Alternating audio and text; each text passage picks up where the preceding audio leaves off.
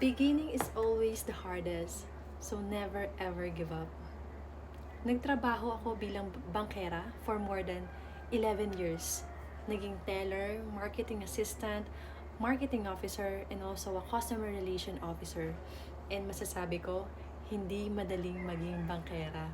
At nung una, kasi nga bago ka, overwhelming eh. Bago yung tao, bago yung sistema, bagong responsibilities, and it was my third job. At nung feeling ko minsan, ako na lang yung hindi marunong, ako na lang yung napag-iiwanan, may mga pagkakataon pa napapaisip ako, tama ba itong pinasok ko? Kaya ko ba to?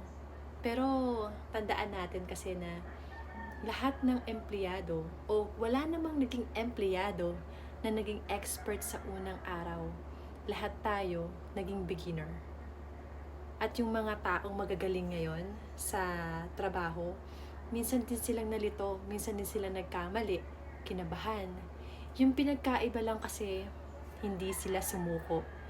Natuto sila sa bawat pagkakamali at nagpatuloy kahit mahirap. Sa trabaho kasi, uh, growth doesn't happen overnight. At hindi dahil nahihirapan ka, hindi ka na magaling. Minsan yung discomfort, minsan mararamdaman mo yun eh. Yung minsan yun yung nagiging senyales na may natututunan kang bago, na nag-grow ka. Kaya feeling mo kung nahihirapan ka sa bagong workplace mo ngayon, sa bagong role mo, sa bagong challenges mo, huwag ka naman agad sumuko.